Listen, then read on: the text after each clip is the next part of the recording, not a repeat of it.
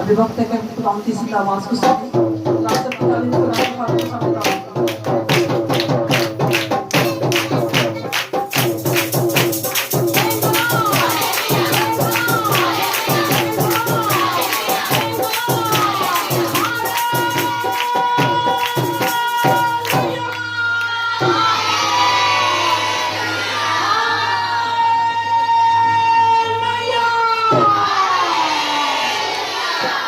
जितने आप लोग हैं ना, ये नारा आपका बहुत काम है।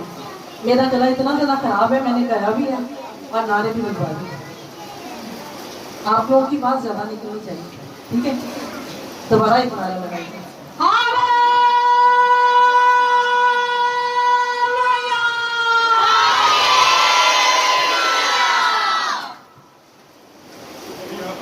खड़े अपने ईमान का इकरार करेंगे।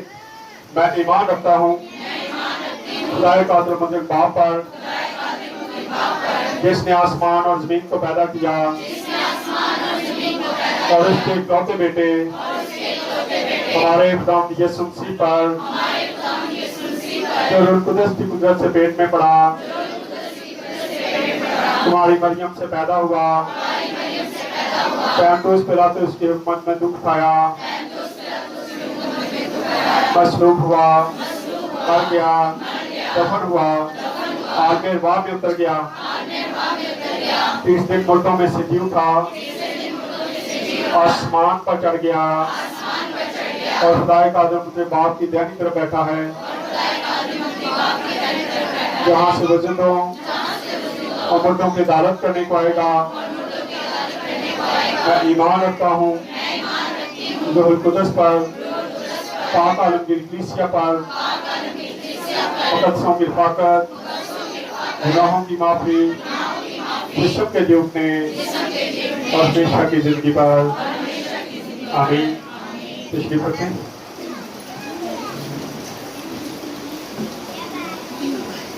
हालेलुया। पिछली बार हमने कलाम मुकद्दस में से सीखा, यशवा को खुदा बार बार कहता है मजबूत हो जा, हौसला रख। सो इसी से आगे बढ़ेंगे। खुदा आज हमारे साथ भी हम कलाम है, हमारे साथ भी बातचीत करता है। इस मैसेज को जब मैं तैयार कर रहा था तो इसमें कुछ चीजें ऐसी हैं तो भी देखेंगे। आए जरा इसको पढ़ते हैं। यशवा की किताब पहला बाब, दूसरा बाब और उसकी पहली ऐसे पढ़ना शुरू करेंगे, तो भी पढ़ने में रहम नहीं करेंगे। यशवा 2 बाब उसकी पहली ऐसे पढ़ेंगे। कौन सा बच्चा है? बच्चों मुशीक तैयार करो। हाँ जी। तब नून के बेटे यीशु ने शतीम से 2 मर्दों को चुपके से जासूस के तौर पर भेजा। अब सबसे पहले यशवा क्या काम करता है? वो लोगों को जासूस बना के उस मुल्क में भेजता है जिसका वादा खुदा ने किया था कि मैं ये तुम्हें दे दूंगा। और जब वो वहां पे जा रहे थे, वहां पे जाते हैं तो ये इसमें हमें ये नहीं नजर आता कि ये डर गया था, बल्कि ये अपने उस्ताद का अमल दोहरा रहा है। क्योंकि इससे पहले मूसा ने ये काम किया था। मूसा ने भी जासूस भेजे थे ताकि उस मुल्क का हाल दरियाफ्त करें, और यहाँ पे यशवा भी यही काम करता है और वो 2 जासूसों को भेजता है। क्योंकि खुदा ने अलग वादा कर दिया था, मूसा से भी वादा किया था, लेकिन उसके बावजूद मूसा भी जासूस भेजता ताकि वहां पे देख के आएंगे क्या क्या है वहां पे। और यहाँ पे यशवा को देख यशवा भी वही काम करता है और 2 लोगों को वहां पे भेजता है। आगे और उनसे कहा कि उस मुल्क को और यरू को देखो भालो, उस मुल्क को और यरू को देखो भालो, सारा कुछ चेक करके आओ। हाँ जी। चुनाचे वो रवाना हुए और एक कस्बे के घर में जिसका अब यहाँ पे वो जाके ठहरे किस घर में? शायद उनको ये पता था कि और कोई इसी घर में जाएंगे तो शायद कोई हमें कबूल नहीं करेगा। वो एक कस्बी के घर में जाते हैं। कस्बी जो है ये आप जानते हैं, आज की ख्वाहिशा औरतों को कस्बी कहा जाता है। उस वक्त जो औरतें थी उनको कस्बी कहा जाता थी, जो ऐसे काम करती थी। और जब मैं इसको स्टडी कर रहा था तो मुझे मुफ्ती साहब की वो बात याद आई जो उन्होंने पिछली बार कही कि एक औरत थी, जानिया थी, वो गुनाह करती थी, लेकिन जब वो बाहर निकली तो इसको एक कुत्ता नजर आया। ये कुरान पाक में से उन्होंने ये सारी स्टोरी सुनाई और कहा कि पानी पिलाया जब उसने कुत्ते को तो उसके गुनाह क्या हो गए, माफ हो गए। यहाँ भी यही अमल नजर आता है कि उस तस्बीह के घर में ये दो लोग जाते हैं और वहां पे जाके ठहरते हैं। इनको कहा था कि शायद इस घर में कोई आने वाला नहीं है, लेकिन ये भी खुदा की एक प्लानिंग थी। खुदा चाहता था कि वो कस्बी जो है, जो गुनाहों से भरी हुई है, वो क्या करते, अपने गुनाहों को छोड़ के खुदा के पास आ जाए, क्योंकि उसका ईमान देखते, उसका ईमान ही बहुत ज्यादा था। हाँ जी, पढ़े जरा। और एक कस्बी के घर में जिसका नाम राहब था आए और वही सोए। हाँ जी। और यहू के बादशाह को खबर मिली अब यहू के बादशाह को भी खबर आ गई कि दो जासूस यहाँ पे आ गए हैं, वो सारा मुल्क को चेक कर रहे हैं और उसको ये भी पता चल गया कि वो दोनों जासूस जो हैं वो कस्बी के घर में, राहब के घर में क्या है, ठहर गए हैं। और वो लोगों को भेजता है कस्बी के घर में, राहब के घर में, कि जाओ और जाके उसे कहो जो लोग तूने छुपाए हैं उनको क्या करे, बादशाह के हवाले कर दे, हमारे हवाले कर दे। लेकिन कस्बी क्या करती है, पढ़े जरा। आज की रात बनी इस्राएल में से चंद आदमी उस मुल्क की जासूसी करने को यहाँ आए हैं। हाँ जी। और यहू के बादशाह ने राहब को कहला भेजा उन लोगों को। अब बादशाह का हुक्म है, लेकिन वो उस बादशाह से डरती थी जो बादशाहों का बादशाह है, वो उससे डरती थी, वो उस बादशाह से नहीं डरती थी जिसने भेजा था, जिसने लोगों को भेजा। बादशाह ने लोगों को भेजा कि जाओ कस्बी को कहो क्या करो, वो लोग मेरे हवाले कर दे। पढ़े जरा। यहू के बादशाह ने राहब को कहला भेजा उन लोगों को जो तेरे पास आए और तेरे घर में दाखिल हुए हैं, निकाल ला मुझे दे दे। आगे आगे। इसलिए कि वो सारे मुल्क की जासूसी करने को, वो इस मुल्क की, सारे मुल्क की क्या है, जासूसी करने आए हैं। तुम अब क्या करो, इन लोगों को हमारे हवाले कर दे। हाँ जी। तब उस औरत ने उन दोनों मर्दों को लेकर और उनको छुपा कर यूं कह दिया कि वो मर्द मेरे पास आए तो थे, वो आए तो थे लेकिन वो चले गए। वो गेट बंद हो रहे थे, वो उस वक्त शहर के जो गेट थे वो बंद हो जाते थे। एक वक्त आता था शाम का, जैसे ही सूरज ढलना शुरू होता था तमाम शहरों के दरवाजे जो हैं वो बंद कर दिए जाते थे और जो लोग बाहर जा जाते थे वो अंदर नहीं आ सकते थे और अंदर से कोई बाहर नहीं आ सकता था। इसलिए वो कहती है कि वो बंद होने से पहले, फाटक बंद होने से पहले वो चले गए, मेरे पास नहीं है। हालांकि उसने क्या किया था, उसने उसको छुपाया हुआ था अपने घर में। जी देखे। पर मुझे मालूम ना हुआ कि वो कहाँ के थे। हाँ जी। और फाटक बंद होने के वक्त के करीब जब अंधेरा हो गया वो मर्द चल दिए। हाँ जी। और मैं नहीं जानती हूँ कि वो कहाँ गए। तो जल्द उनका पीछा करो क्योंकि तुम जरूर उनको जान जल्दी इसको उसका पीछा करो, जल्दी से उनके पीछे चले जाओ, तो पकड़ लोगे उनको, क्योंकि अभी निकल के गए। अब कोई हमें ये बात कहे कि अभी अभी वो फलां बंदा निकला है तो हम क्या करेंगे, फौरी तौर पर उसका पीछा करेंगे तो हम जाके उसको रोक सकते, पकड़ सकते हैं। लेकिन अगर देर हो जाए तो फिर नहीं। लेकिन वो कस्बी जो है वो तो झूठ बोल रही थी, लेकिन वो झूठ इसलिए बोल रही थी क्योंकि खुदा ने उसके जहन में ये बातें डाल दी थी और वो खुदा के लोगों की हिफाजत करना शुरू हो चुकी थी। वो जानती थी कि ये खुदा के लोग हैं, ये खुदा ने इनको भेजा है, और वो डरती थी। वो सारा माजरा भी जानती थी कि किस तरीके से ये पीछे से आए हैं, किस तरीके से इन्होंने मुल्कों को, बादशाह को मार दिया है, कैसे पानी को चकनाचूर, पानी दो ही से होता है, इनके रास्ते में से हट जाता है। वो सारे वाकया को क्या करती है, जानती है। इसलिए वो खुदा पर ईमान रखती है। कस्बी जरूर है लेकिन उसका ईमान जो है वो खुदा पर है। पढ़े जरा आगे। लेकिन उसने उनको अपनी छत पर चढ़ाकर, अपनी छत पर चढ़ाकर सन की लकड़ियां, जिसकी टोकरियां बनाते थे पुराने जमाने में, अब तो नहीं है, सन नजर नहीं आती, लेकिन सन की टोकरियां बनती थी, बहुत सारी चीजें सन से बनाती थी। उस सिर को उसके ऊपर लटा दिया, उसको अंदर लटा के उनको उसके ऊपर सन रख दी, ताकि किसी को पता नहीं, अगर कोई तलाशी भी लेता है तो वो मर्द इनको ना मिले। जी पढ़े। अपनी छत पर चढ़ाकर सन की लकड़ियों के नीचे जो छत पर तरतीब से धरी थी छुपा दिया था। हाँ जी। और ये लोग यरदन के रास्ता पर पापियों तक उनके पीछे गए और जो ही उनका पीछा करने वाले फाटक से निकले तो उन्होंने फाटक बंद कर दिया। उन्होंने फाटक बंद कर दिया। हाँ जी। अब कस्बी को पता चल गया तो फाटक बंद हो गया। जी आगे। तब राहब छत पर उन मर्दों के लेट जाने से पहले उनके पास गई और उनसे यूं कहने लगी कि मुझे यकीन है कि खुदावन ये मुल्क तुमको दिया है। मुझे यकीन है कि खुदावन ने ये मुल्क तुम्हें क्या कर दिया है, दे दिया है। मेरा ईमान है, मैं जानती हूँ, हालांकि कसबी है, उस मुल्क में रहती है, लेकिन ईमान किस में रखती है, खुदा पर। खुदा पर इसका ईमान है, इसलिए कहती है मेरा ईमान है कि ये मुल्क जो है खुदा ने तुम्हें दे दिया है। ये बड़े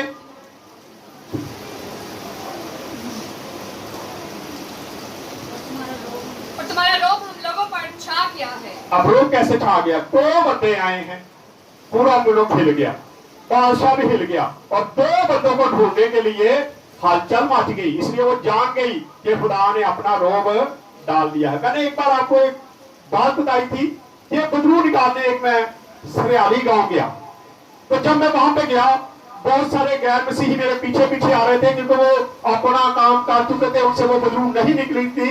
लेकिन जब मैं गया तो मैं खुदावन से कह रहा था, खुदावन आज तूने अपना रोब डालना है, खुदावन तेरा रोब यहाँ पे आ जाए। वहां पे कोई क्रिश्चियन नहीं रहता था, और जब मैं उस हवेली में गया तो मैंने पूछा किस कमरे में, कह रहे जी वो सामने कमरे में, और सारे लोग मेरे पीछे पीछे थे। और मैंने आहिस्ता आवाज से कहा हालेलुया, और जैसे मैंने हालेलुया किया उस लड़की के माथे पे एकदम सरवटे पड़ी। उसने मेरी आवाज सुनी जो अंदर मौजूद थी, और वो डर गई, और मैंने कहा खुदावन तेरा रोब पै गया है, खुदा तूने रोब डाल दिया। मैंने जानबूझ के 2 उंगलियां उसके माथे पे मारी और कहा यीशु मसीह के नाम से, और वो उसी वक्त उसमें से निकल गई, और उन सारे लोगों पर क्या है, खुदा का रोब पड़ गया। वो जानना, वो कहने शुरू, भाई साहब क्या किया आपने, आप 3 दिन से लगे, आपने आप 2 उंगलियां मार के निकाल दी। मैं कही ये मेरे खुदा की मेहरबानी है। यहाँ पर भी देखते हैं 2 लोग हैं, और 2 लोगों से पूरा मुल्क जो है वो डर गया, हिल गया है। वो जान गई, उसने कहा सारा मुल्क जो है वो हिल गया है, वो डर गए हैं, क्योंकि तुम्हारे खुदा का रोब इन पर छा गया है। खुदा ने ये मुल्क तुम्हें दे देना है। पढ़े आगे, ये उसका इकरार था। पढ़े, और इस मुल्क के सब मस्जिदें तुम्हारे आगे खुले जा रही हैं। हाँ जी, क्योंकि हमने सुन लिया है कि जब तुम मिस्र से निकले तो खुदावन ने तुम्हारे आगे बहरे कुलज़म को भी 2 हिस्सों में तकसीम कर दिया था। वो हमने सुना है कि जब तुम लोग आ रहे थे, बहरे कुलज़म भी खुदा ने 2 हिस्से कर दिया था, और तुम खुद जमीन से अंदर से गुजरते हुए इस पार आए हो। इसलिए हमें सारी खबरें हैं, हमें पता है कि खुदा तुम्हारे साथ साथ है। जी पढ़े, और तुमने अमोरियों के दोनों बादशाहों सेहोन और औज से जो यरदन के उस पार थे, और जिनको तुमने बिल्कुल हलाक कर डाला, क्या क्या किया। हाँ जी, सब कुछ सुनते ही हमारे दिल पिघल गए। हमारे दिल क्या है, पिघल गए। ये सारा कुछ हमने सुना, हम डर गए हैं, हम खौफजदा हो गए, हमारे दिल पिघल चुके हैं। जी, और तुम्हारे बाइस फिर किसी शख्स में जान बाकी ना रही। तुम्हारे बाइस किसी शख्स में बाकी जान नहीं रही। इतना डर पड़ गया, इतना खौफ आ गया। रात को मजे की बात बताता हूँ, रात तक कोई 12 बजे, 12 साढ़े 12 बजे मुझे मुफ्ती साहब का फोन आया। हम मुफ्ती साहब बदरू निकालते, मुझे फोन बनाया और बदरू निकाल रहे तो कह रहे और तेरी मैं मिन्नता करने जा।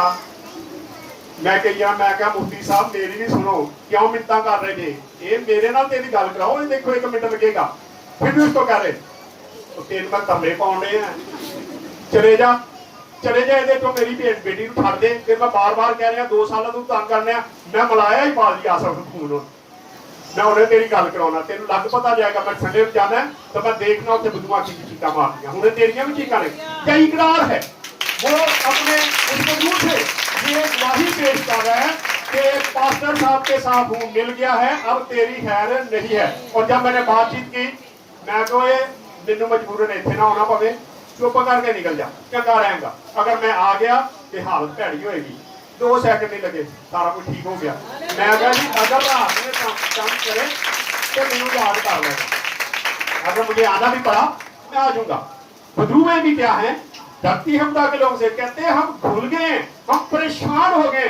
तुम्हारा खुदा जिंदा खुदा है, हमारा खुदा यकीनन जिंदा खुदा है, हम उसकी इबादत करते हैं, और इसलिए हम किसी बला से नहीं डरते। पढ़े जी क्या हुआ फिर, खुदावन तुम्हारा खुदा ही ऊपर आसमान का और नीचे जमीन का खुदा। ये इकरार था उसका कसबी का। उसने कहा आसमान का और नीचे जमीन का कौन है, तुम्हारा खुदा है। जी आगे, तो अब मैं तुम्हारी मिन्नत करती हूँ कि मुझसे खुदावन की कसम खाओ। अब अपने लिए वो क्या करती है, कहती मैंने तुम्हें संभाला, मैंने तुम्हें पनाह दी, अब तुम क्या करना, मैं तुम्हें कसम दिलाती हूँ, अब तुम क्या करना, मेरी फैमिली को छोड़ देना। पढ़े जी, क्या हुआ फिर?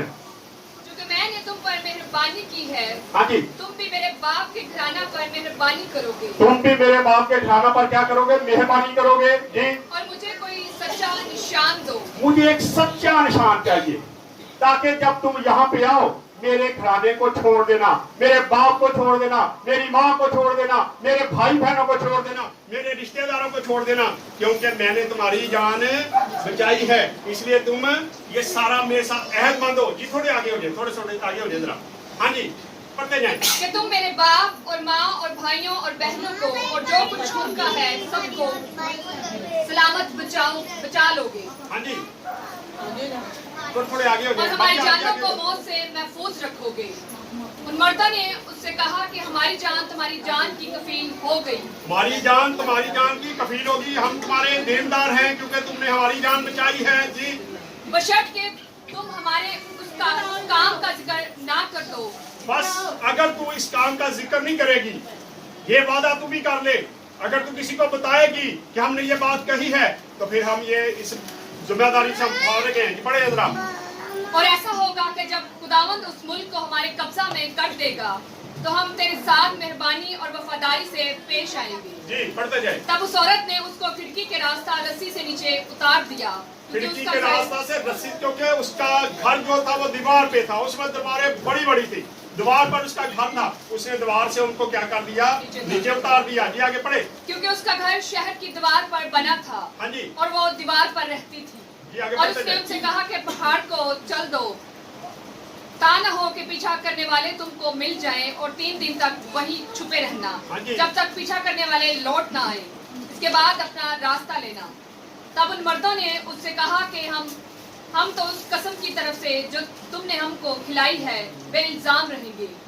सो देख, अब जब हम उस मुल्क में आए तो तू सुर्ख रंग के सुर्ख रंग का सूत लेना, एक सूतर का धागा लेना सुर्ख रंग का, और उसको अपने दरवाजे के आगे क्या कर देना, लगा देना।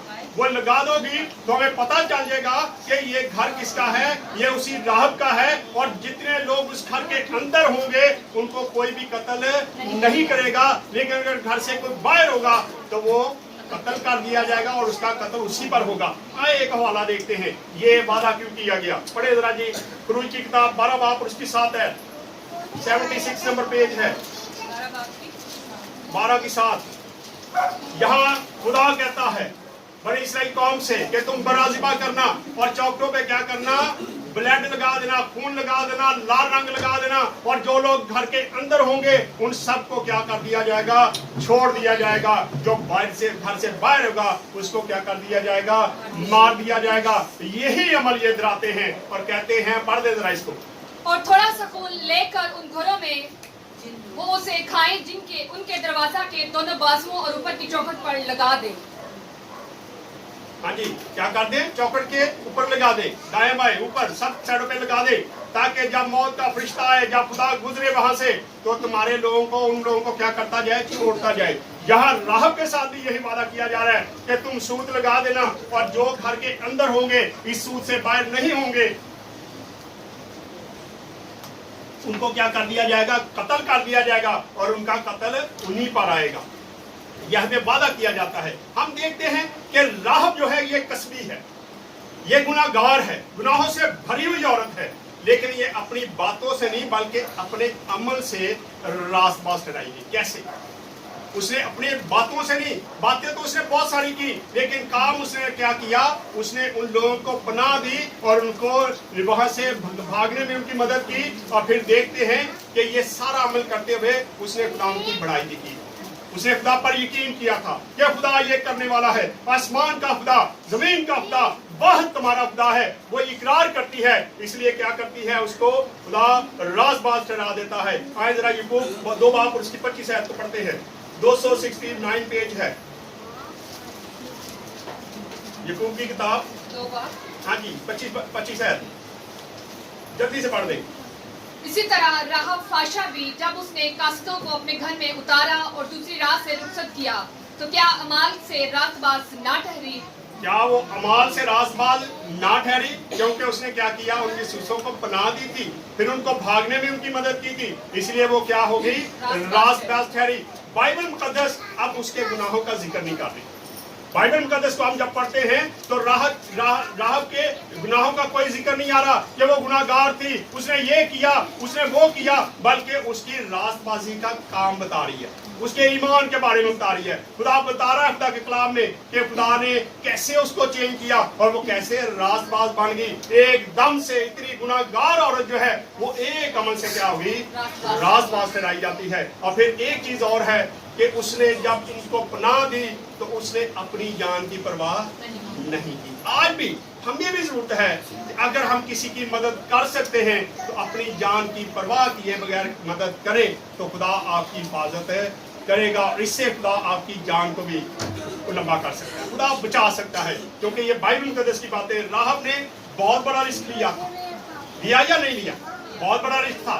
अकेली राहब पूरे मुल्क के साथ क्या करती है, टक्कर ले लेती है, लेकिन उसका यकीन किस पे था, खुदा पे। उसे पता था कि इनका, हालांकि वो अपना खुदा नहीं कहती, कहीं नहीं वो कहती कि वो खुदा तुम्हारा मेरा खुदा है, बल्कि कहती तुम्हारा खुदा है, तुम्हारा खुदा ये कर सकता है, तुम्हारा खुदा ये कर सकता है। और उसी से वो क्या करती है, रास्तबाज ठहर जाती है और अपने गुनाहों से निजात पा जाती है। एक और हवाला पढ़ के उसके बाद हम इसको खत्म करेंगे। इब्रानियों 11 बाब उसकी 6 आयत पढ़ दे, 263 नंबर पेज है। उसने जासूसों की जान बचाने के लिए अपनी जान की परवाह नहीं की। हाँ जी, 11 बाब की 6 आयत। और बगैर ईमान के उसको पसंद आना नामुमकिन है। बगैर ईमान के उसको पसंद आना नामुमकिन। हम जितने मर्जी ईमानदार हो, लेकिन अगर हम अच्छे काम नहीं करते, हमारा किरदार अच्छा नहीं है, हमारे अमाल अच्छे नहीं है, तो हम उसको पसंद नहीं आ सकते। जितने मर्जी रास्तबाज पर, जितने मर्जी आप गुनाहों से भागे, लेकिन जब तक आपके ईमान अच्छे नहीं है उतनी देर तक खुदा आपको पसंद नहीं करता। ये पूरा हवाला जो ये 6 बाब जो जब हम पढ़ते हैं 11 बाब, तो ये पूरा ईमान के मुताबिक लिखा गया है। ईमान की बड़ाई बताई गई है, ईमान किस किस के ने ईमान के साथ ये किया, ईमान के साथ ये किया, ये सारा कुछ इसमें आता है। आज हम देखते हैं कि एक फाहिशा औरत जो है, राहब जो है, वो क्या करती है, एक काम करती है, खुदा का इकरार कर लेती है और जासूसों की मदद करके उसने रास्तबाजी में अपना कदम रख लिया। और आज बाइबल उसकी क्या करती है, तारीफ करती है। आज जब हम भी कोई ऐसा काम, अच्छा काम करके गुजरेंगे तो फिर लोग आपकी तारीफ करेंगे, लोग कहेंगे कि नहीं वो तो बड़ा अच्छा था। नहीं तो आपके जाने बाद कई बार लोग कहते हैं वो चंगा हो गया, मर गया, वो चंगा ही नहीं सी, अगर चंगा हो गया मगरोल आती है। लेकिन अगर आप अच्छे काम करके जाएंगे, अच्छे अमाल करके जाएंगे, तो यकीनन लोग आपको याद करेंगे और जब भी कोई बात होगी तो वो कहेंगे नहीं वो बहुत अच्छा था, वो बड़ी अच्छी थी। हमें आज इस बात को देने की जरूरत है। राहब देखने एक फाहिशा औरत थी, लेकिन अपने ईमान से वो क्या बन गई, रास्तबाज ठहर गई। आज हमें भी अपने कामों से रास्तबाज ठहरने की जरूरत है। और जब रास्तबाजी के काम करेंगे तो खुदा आपको हर गुनाह से आजाद कर देगा। आइए खुदा इस्लाम की उस से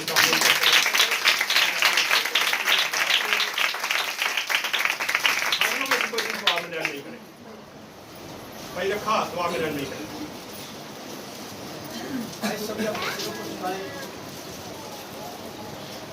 इसके कलाम मुकद्दस में लिखा है, यहाँ मेरे नाम से दो जब जमा होते हैं उनके दरमियान मौजूद होता हूँ। यहोवा खुदा तू यहाँ पर मौजूद है, हम तेरी शुक्रगुजारी करते हैं। बड़ी खूबसूरती के साथ तेरे खादम ने तेरे कलाम को बयान किया, तेरे बीज को बोया है। पाक खुदा ये कलाम 100 गुना फल लाए, क्योंकि तू जिंदा खुदा है, तू बुजुर्ग सुबानी बाप है, तू बनी इस्राएल का कदूस यहूदा का बब्बर है। हम तेरी बड़ाई करते हैं पाक खुदा, तू जो तारीफ के लायक, हमद के लायक, इबादत के लायक है। तेरे जैसा कोई रब नहीं जिसके हुजूर में जाकर हम झुक जाएं, जिसे सजदा करें। प्यारे खुदा, तू ही अपने लोगों की दुआओं को सुनता और कबूल फरमाता और बरकत देता और सलामती बख्शता है।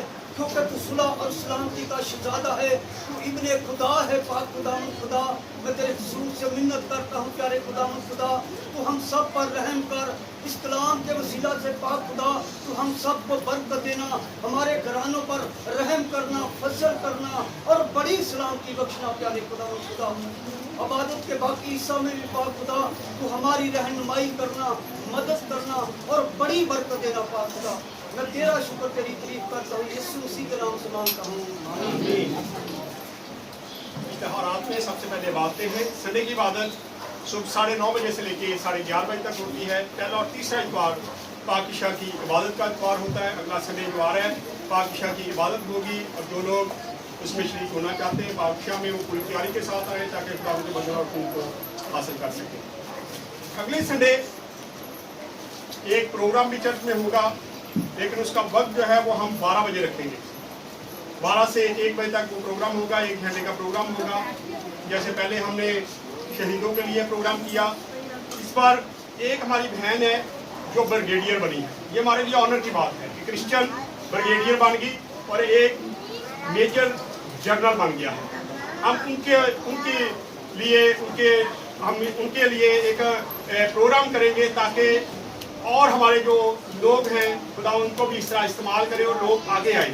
अगले संडे उस प्रोग्राम को हम करेंगे, उसमें खाने का अरेंज भी किया जाएगा, लेकिन उसमें किसी को पाबंदी नहीं है। जो लोग इबादत के बाद जाना चाहते हैं वो जा सकते हैं और जो रुकना चाहेंगे उनके लिए ज़रूर मौका होगा कि वो उस प्रोग्राम को सेलिब्रेट करें, हमारे साथ रहें। और उसमें वैसे वो प्रोग्राम मीडिया भी आएगा यहाँ पे, जैसे पहले मीडिया आया था मीडिया भी आएगा। सारा हम अरेंज कर रहे हैं और अगले संडे वो प्रोग्राम हम करेंगे। और इसका वक्त जो है वो हम कोशिश कर रहे हैं कि 12 बजे रखें ताकि पाकिशा की इबादत है वो ख़त्म हो जाए और उसके बाद उस प्रोग्राम को हम शुरू करेंगे। बुध की इबादत शाम 7:30 बजे से लेकर मेरे ख्याल अजान का वक्त अब चेंज हो गया है। लेकिन ये जो बुध आ रहा है इस बुध को हम इबादत जो है अभी 7:30 ही करेंगे। लेकिन अगर टाइम चेंज, क्योंकि रात को हम हडियारा गांव में थे, हडियारा गांव में 7 बजे अजानें होगी थी, लेकिन यहाँ अभी नहीं मुझे पता, आज पता चल जाएगा। लेकिन बुध को इबादत अभी 7:30 होगी, 7:30 से लेकर 9:30 बजे तक होगी और उसके बाद इसका वक्त जो है वो चेंज कर दिया जाएगा। इसका वक्त जो है वो वापस 7 बजे आ जाएगा। इस तरह महाना जो बातें हैं इस महीने की जो इबादत पहली इबादत होगी कल इस जुमेरात की, कल भी हमारे पास दिन फारग है, परसों भी फारग है, 2 दिन फारग है। और उसके बाद जुमेरात की पहली इबादत जो है भाई लतीफ़ के घर में मियामीर में होगी और जुमे की इबादत चैना स्कीम में बेटे खुरम के घर में होगी और हफ्ते की इबादत तुलसपुरा में होगी बेटे जवेद के घर में। सो इन तमाम इबादतों के लिए आपने दुआ भी करनी है कि खुदा इन इबादतों में हमारा हादी हो, मददगार हो। ये एक इश्तिहार पास्टर परवेज की तरफ से, अगर बारिश तेज होगी तो अंदर आ जाइए, अंदर आप क्लोज कर सकते हैं। थोड़ा सा तेज है, बच्चों को ऊपर भेजना ना, करो बच्चे थोड़े थोड़े आगे हो जाए, सीढ़ियों में चले जाओ, बड़े भी सीढ़ियों में चले जाए, कुछ जगह दे पीछे। मैंने इसीलिए इनको कहा भी था कि वो तरपाल लगा ले, लेकिन उन्होंने तरपाल नहीं लगाई। कुछ लोग सीढ़ियों में चले जाओ, सीढ़ियों में चले जाओ, सीढ़ियों में चले जाए कुछ लोग, और सीढ़ियों में लोग चले जाओ, और भी सीढ़ियों में चले जाओ, आगे हो जाओ, आप लोग आगे हो जाओ, कुछ लोग सीढ़ियों में चले जाओ, कुछ आगे आगे आ जाए ताकि बाहर वाले लोग जो है वो अंदर आ सके। आगे आगे हो जाए, शाबाश शाबाश, सारे भाई अंदर आ जाओ। अच्छा जी, ये पास्टर परवेज की तरफ से एक इश्तिहार आया है, उन्होंने स्कूल खोला है तो पीछे प्राइमरी स्कूल, महाना फीस इसकी 50 रुपए है, एडमिशन ओपन है, फ्री बुक्स हैं, फ्री किताबें कॉपियां भी आपको मिलेंगी। इस पर नंबर लिखा है, अगर कोई अपने बच्चों को दाखिल करवाना चाहे तो ये इश्तिहार यहाँ पे पड़ा है, इससे आप नंबर ले सकते हैं। पास्टर परवेज ने ये काम शुरू किया है, अभी उनके पास्टर यहाँ पे आए थे वो देखे गए, और ये पास्टर फ्रांसिस वाली गली जो है उसके कॉर्नर पे कहीं ये स्कूल बना है। मैं भी उनको कह रहा था, मैं कि एक स्कूल होस्ट होने थे, अंदर आ जाओ तो लड़ाइयाँ नहीं होती है, पहली उस गली की लड़ाइयाँ नहीं होती है, और लगता है इस गली में फिर महज ज़्यादा ही काम खराब हो जाएगा।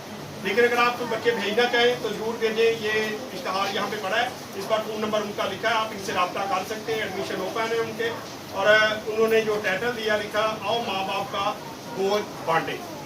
ये इस मकसद के लिए इन्होंने ये किया है कि माँ बाप आप फीस अदा नहीं कर सकते, जो वो उनके माँ बाप का सहारा बनना चाहते। जुतियाँ लाके उसी के अंदर आ जाए, आ जाए अंदर, चले बाहर मौसम सही है ना। हदिया के गीत के लिए चले। हदिया के गीत से पहले मैं आपसे बात करना चाहती हूँ।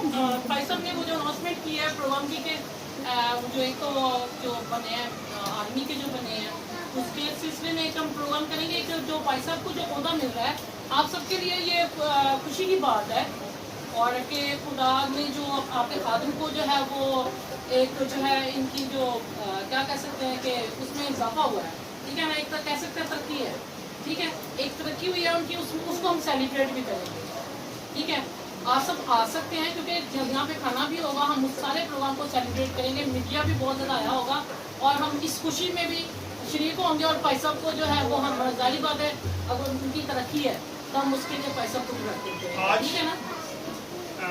जैसे मैंने बताया था, नोटिफिकेशन आज मेरा हो गया, जब भी थोड़ी देर में आ जाएंगे, थोड़ी देर बाद मुफ्ती साहब अमन कमेटी के लिए ये चुन लिए गए हैं, अमन कमेटी इसके के लिए आप तालियां बजा सकते हैं।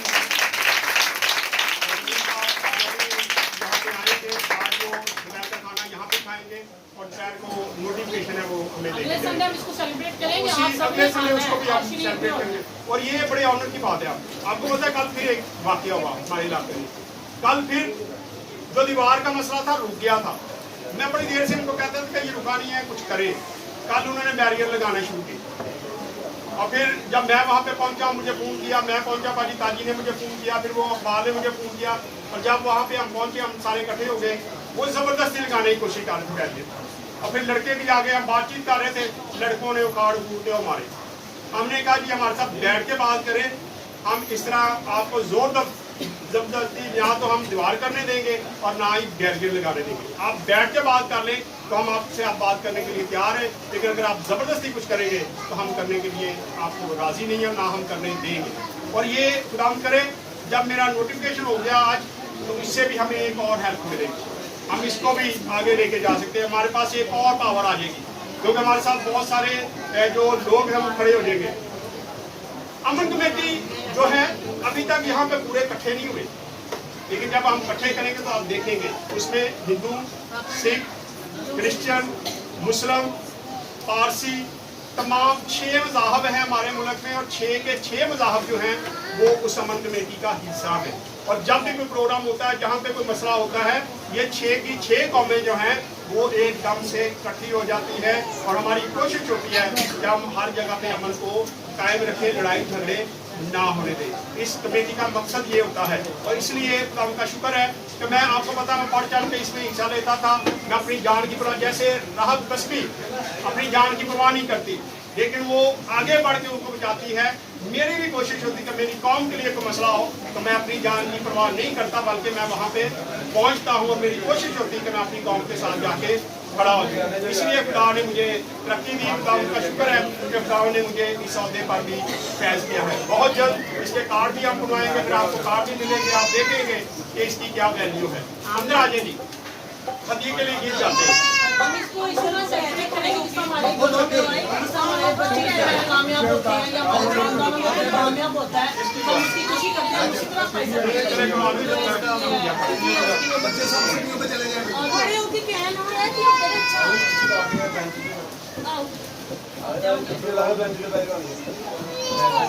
कि ये उतार के अंदर आ जाए। ये कितने ने मुंडे, कितने ने आज मैंने जरा सामने से बताओ।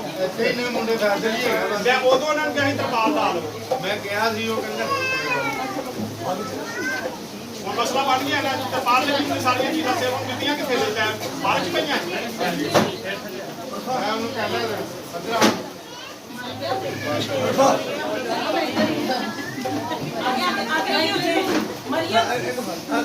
साल में की कैसे प्रॉब्लम खड़ी होती है, तरपाल लगी है,